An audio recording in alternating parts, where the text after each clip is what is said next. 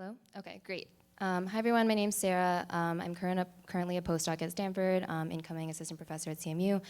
And today I'm going to talk about access and evidence in AI auditing. The title is a lot longer, but it took up too much of the slide, so I shortened it.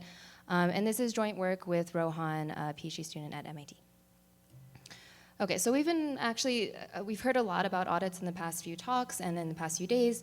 For the purposes of this talk, I'm going to define an audit as the systematic evaluation of a system, and often in the sense of, in the context of having a predetermined set of criteria by which to evaluate. And audits are used for many reasons, even pre the context of AI. For example, this is sort of a non-incomplete but enumeration of purposes for audits. One is compliance testing, so determining whether or not some system complies with the law or certain contracts. You might also want to verify specifications, so test whether a company's or developer's own claims are actually true in practice. You might want to conduct risk assessments, so assess the risk often before deployment of a system, find vulnerabilities, conduct ongoing monitoring. Even in a lot of cases, this is a question of public accountability, and so those who are conducting the audits are not necessarily doing so with respect to the law. They just want to understand how a system is working for the purpose of public accountability. Okay, so just as a very simple analogy to draw, we can consider the US car industry, where audits can help to test for compliance with federal safety and emissions regulations on cars, as well as to verify whether or not the disclosed information, such as the fuel economy of cars, is actually correct. So you can't just claim, my car is amazing, it goes 100 miles per gallon. And there's a growing consensus that AI audits matter. So NIST within the US is pushing very hard on a lot of these testing, evaluation, validation, verification efforts to help set some of these standards that will eventually potentially become part of federal and state law. And something that I'll discuss later in this talk is there's a bunch of legislation that is explicitly mandating certain types of audits, which in my discussion I'm including risk and conformity assessments as well. There's a ton of related work here, a lot of which I could not include on this slide. Even prior to AI, there are a lot of audits that were conducted, including, I believe in one previous talk, they discussed resume audits, which is the first citation here. In the past few years, there have also been frameworks and taxonomies for recommendations on how to conduct AI audits. A non-exhaustive list is here, including pieces by Debraji and Mitchell, and the last two are some surveys that might be of interest. And because we're going to later talk about hypothesis testing, I also wanted to just draw a little bit of attention to auditing as hypothesis testing not being a new concept, and there are a lot of sort of statistical and hypothesis tests that have been used in this context. Okay, and I also wanted to draw attention to some amazing work that has been happening in this space. Northeastern has an algorithmic auditing group that does a lot of good work, and earlier in this conference we also saw some work out of UPenn with Denai, and Denai has also worked with many others on what is known as socio-technical audits. Okay, so today what I want to do is just start with a survey, discuss 4 types of access, and connect this to the law. And so what I mean by that is the very first thing that we do in this paper is conduct a little bit of a survey on legal requirements for AI audits. And then we hone in on this particular question, which is what types of access are needed for AI audits. And we discussed 4 different types, and at minimum, we recommend that black box access is granted. There is a question, though, of whether or not black box access is enough. And for that, we turn to hypothesis testing as a potential framework for helping to understand and answer those questions. And we also draw some parallels between hypothesis testing and legal procedure that can help make it something that's easy to adopt from a legal perspective. Okay, for a little bit of background, there are various purposes for AI audits. And we reviewed a few of those at the beginning of this talk, but you could be testing for compliance, determining whether a technology meets standards, validating claims made by system designers, monitoring internal practices, uncovering vulnerabilities, and more. In the paper, we review sort of different types of auditors as well as timing of audits. Within our conversation, what I'll mean by internal auditors are those that are auditing within an organization. So they are members of an organization and they are asked to audit some internal practices. You could also have external auditors who are outside of an organization, but importantly, they're financially tied to the organization. So you're hired by the organization to conduct the audit, and that is often important for incentive reasons. And finally, independent auditors who are they're outside the organization, but they are financially independent. So this would include folks like researchers. We just heard about a prospective audit. The timing of audits can also vary. I won't spend too much time discussing this, but retrospective is kind of looking at the past, looking at past data. Prospective is looking towards the future, trying to anticipate certain cases. And ongoing audits are sort of conducted at regular periods. What we then do is we try to understand what in the law requires these types of audits or assessments, and we compile this table. I'm just going to run through a few different entries of this table, starting with GDPR, which is probably the oldest in this table from 2016. And GDPR requires what are known as DPIAs, data protection impact assessments. And these are typically conducted by data controllers, so those are internal audits. We can then move on to look at the EU AI Act, which is a lot more recent. And there's a bit more, if you kind of read through the legislation, there's a bit more fleshed out here. So we have what are called conformity assessments that are required of high-risk AI systems. And these are required before a system goes on the market. They are required in an ongoing fashion. And they are required every time there's a substantial modification to your system. There are two types of auditors who run these audits. Roughly speaking, the language is a little vague, but it depends on the existence of harmonized standards or common specifications, meaning do we as a union or within the member states agree upon the standards by which we're, for example, quantifying bias. And if we do not, then in that intermittent period, we're going to allow for internal audits, but once that becomes clear, we want notified bodies or third parties to conduct these audits. The law that's probably the most fleshed out is the Digital Services Act, and so there's actually a lot of language around it. We can see in the third column here that it requires independent audits of providers of what are known as very large online platforms and very large online search engines that test compliance with a bunch of obligations set out in Chapter 3 of the DSA. And they also require that you perform assessments of systemic risks and continuous monitoring of risk mitigation strategies.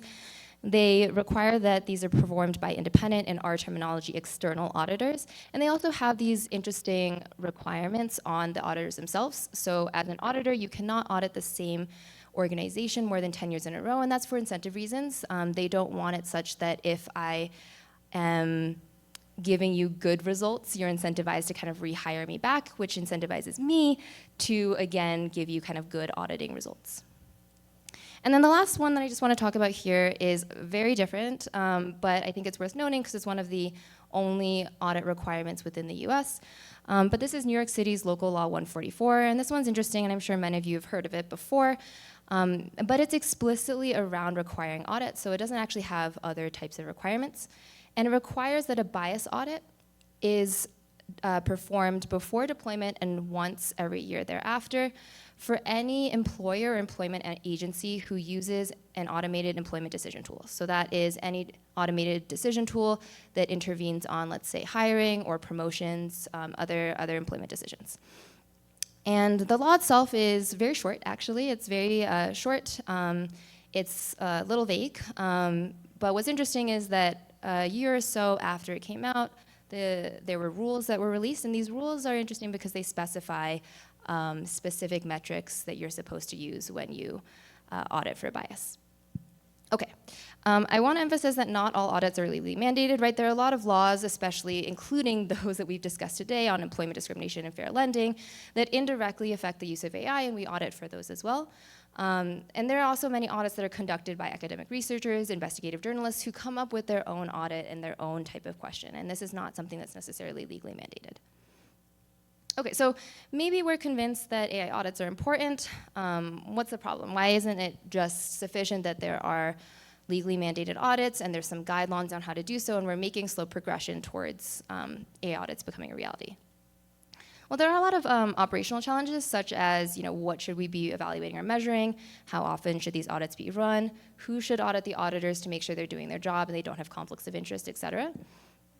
But what I'm going to focus on actually is a specific question that was inspired by observing a lot of the incentives in this area don't really encourage the execution of audits in the way that we would potentially expect or intend. And so this is pulled from the Digital Services Act, Article 40, and it says that digital service coordinators and the Commission shall use the data access pursuant to paragraph 1 only for the purpose of monitoring and assessing compliance with this regulation, and shall take due account of the rights and interests of the providers of very large online platforms, et cetera.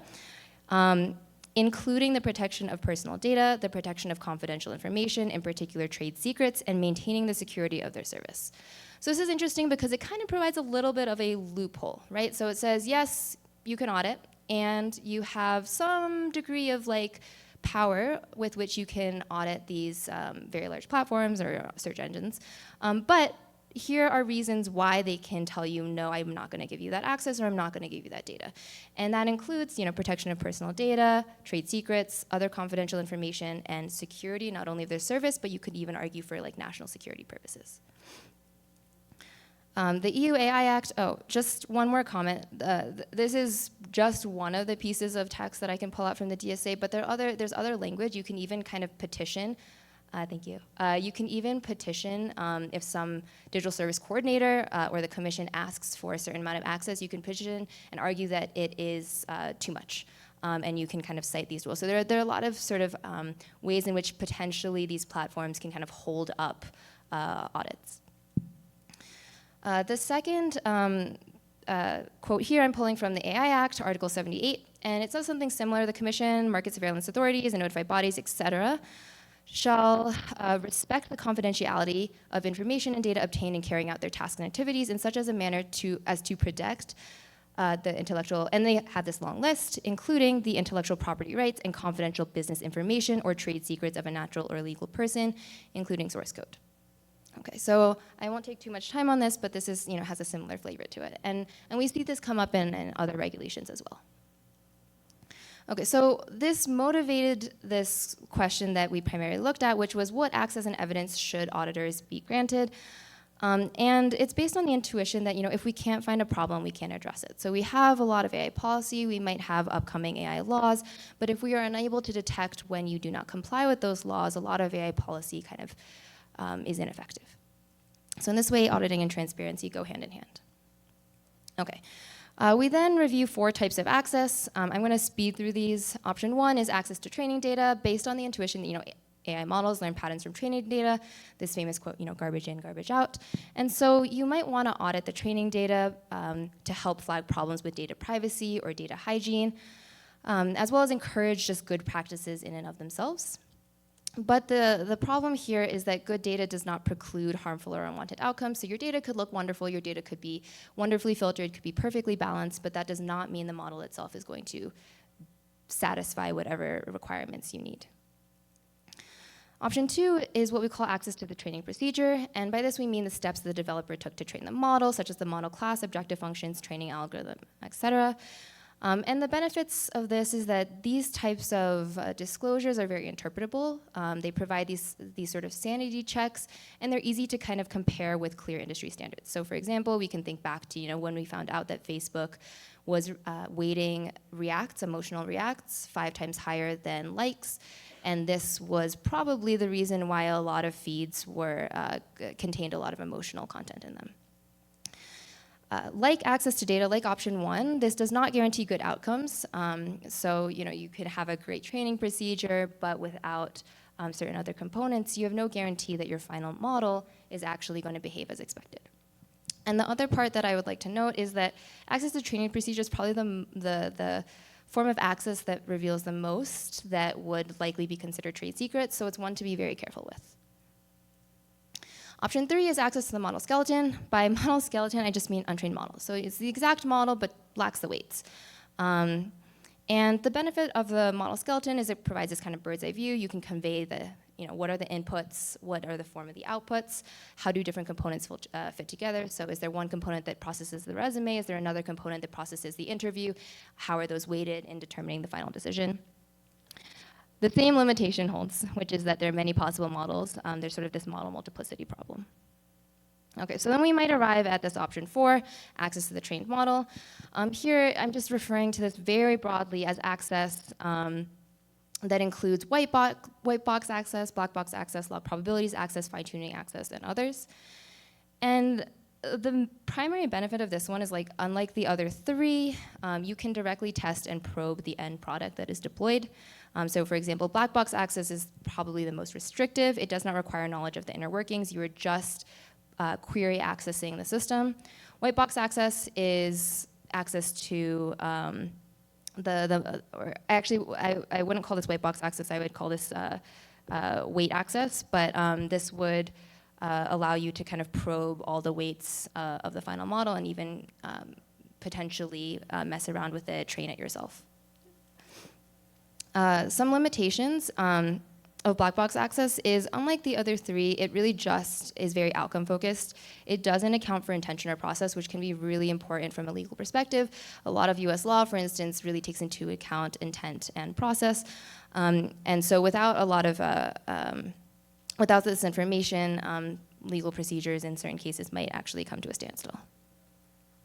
Okay, so if we consider all the options, we have this long discussion about how auditing the final model provides the least ambiguity, and we argue that auditors should at minimum receive black box access.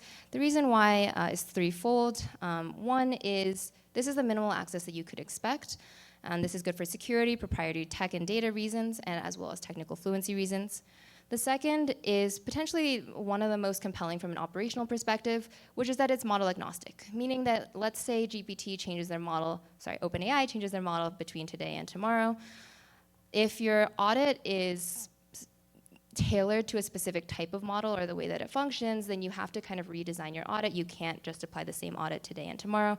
And so if an audit is model agnostic, not only can you apply it to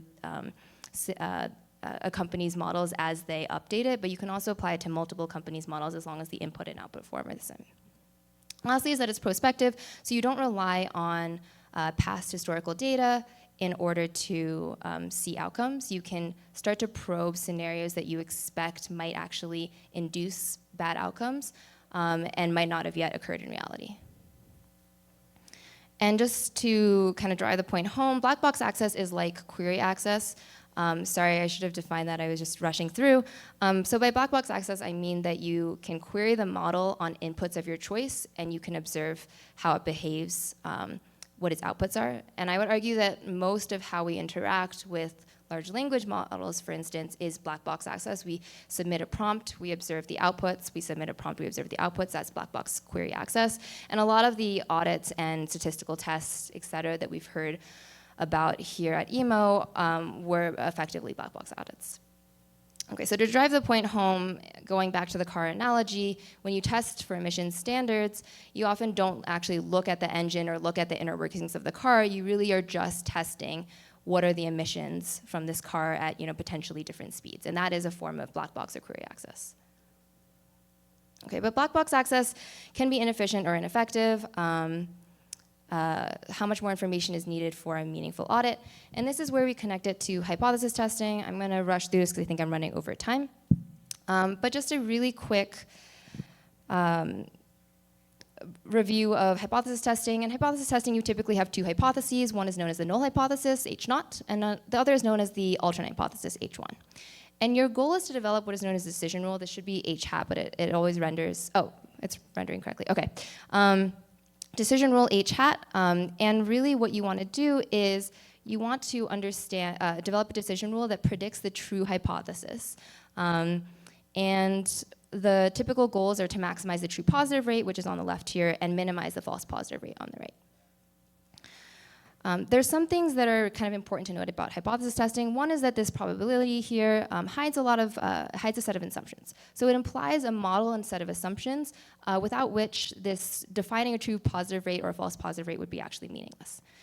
The second is that typically, or one approach to hypothesis testing is to actually hold some sort of a threshold for the false positive rate. And you can think of this as a tolerance level. The other part of hypothesis testing that I really want to emphasize is that it actually can really shape evidentiary burdens in auditing of AI. So for example, you can imagine these two possible tests. In the first test, H0, your AI system is deemed compliant, and under the alternate hypothesis is deemed non-compliant, versus under test 2, you have the reverse. The null hypothesis is that it's non-compliant, and the alternate hypothesis is that it's compliant. And you, in hypothesis testing, you only reject H0 if you have enough evidence for doing so. That's why it's known as the null hypothesis. And you can think of this like innocent until proven guilty. And so that's sort of how we often frame certain criminal cases in the law. And that corresponds to test 1. But interestingly enough, this has a lot of implications on burden of proof. So you can think of H0 as the legal presumption. And what the legal presumption does is it actually implies a burden of proof. So if you assume that a company is actually compliant, and the goal is to gain enough data or evidence to show that it's non-compliant, that actually requires a certain degree of information, access, or evidence. And so if the law does not specify that, or that does not specify access, we could actually look, and we do in New York, the case of New York Local Law 144, we do a little bit of a case study in the paper to show that it's very unclear. And so as an employer, I might actually be incentivized to just never give you any data or never give you any access. Okay, so I'm just going to conclude here maybe with the benefits of hypothesis testing. One is that it requires clearly stated assumptions in order to even define true positive rate or false positive rate, and that I think is a benefit, right? Because it can cause the model provider and the auditor to force them to come to the table and discuss, well, what are the correct assumptions here? In order for us to be able to run an audit, for you to accept the results as your auditing results. And these clearly stated assumptions are often lacking in some other audits. It has an interpretable set of parameters. Most notably, this false positive rate can be used as a parameter that just falls between 0 and 1 and has this intuition that is nice. And oftentimes in sort of computer science and theory land, we have these parameters that are actually not intuitive to tune. So I think this is a big benefit. It's well studied, so we have a lot of different tests for under a lot of different assumptions, as long as we're willing to tolerate those assumptions. And as we discussed briefly and a little bit more in the paper, it mirrors a lot of legal procedure in a way that can be nice for translating AI audits to the law. Okay. There's some open directions. I'm a computer scientist by training, so this was a little bit of a deviation for me. This paper was primarily looking at trying to understand what is the legal landscape around this type of problem. But I think it motivates a lot of really, really interesting technical problems that I'm very, very happy to talk about. So how do you design statistical tests that balance the audit objective against constraints that are certainly going to arise and already arising in text, such as trade secret protections? How do you design manipulation-proof audits under these types of access restrictions? And given that you need to audit for a certain objective, but you might have certain constraints, is there a sort of like frontier of auditable objectives? Thank you very much.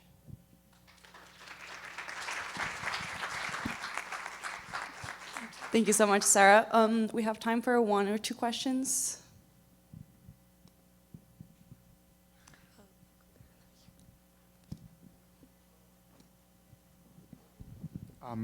How do you think you can close the gap in the European law? The one you were mentioning before. I think that designing this question that I'm looking at right now can help close that gap by actually specifying what types of access should be required in different types of cases. Because I think with that lack of specification, with vagueness, it can always be argued, oh, hey, this might actually violate trade secret protections.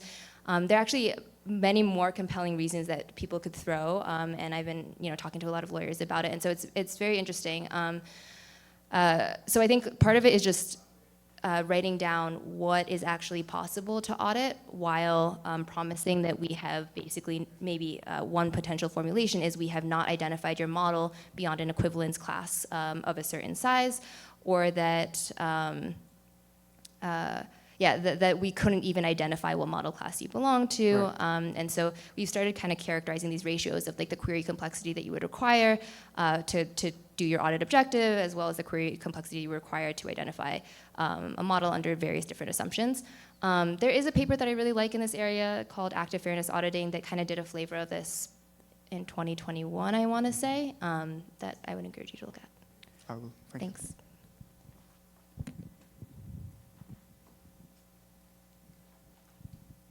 Thank you for the talk. This was really exciting.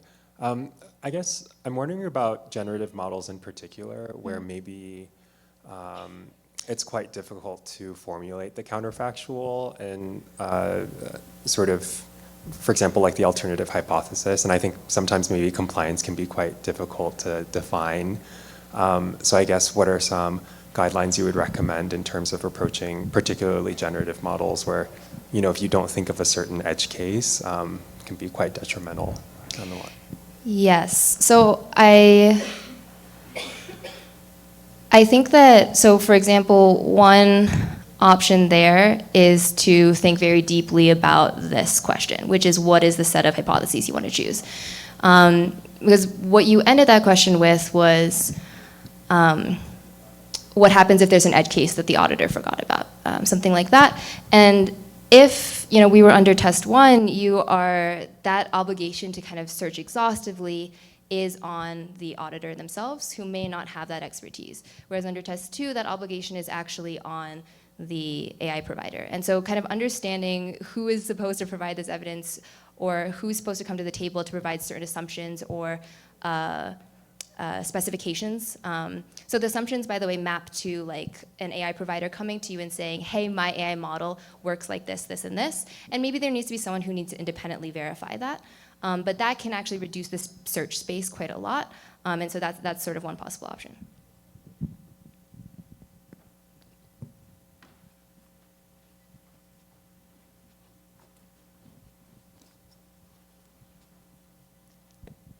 Hi, thank you so much for this talk. We've heard a lot over the course of this conference about participatory approaches, and I was just wondering if you had any thoughts on what that could look like or if there's any room for that as part of the audit process.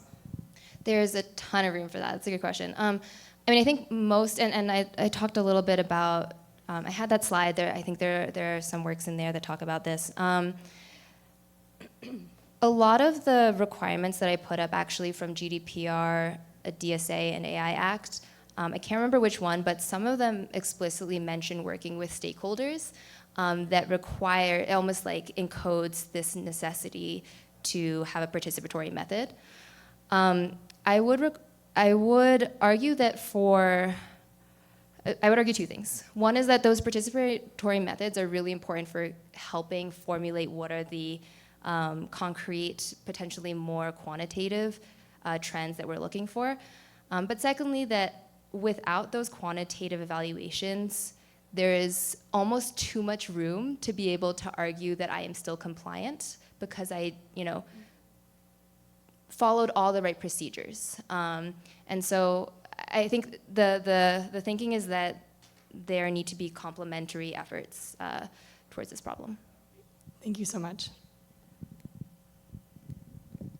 Any other questions from the audience?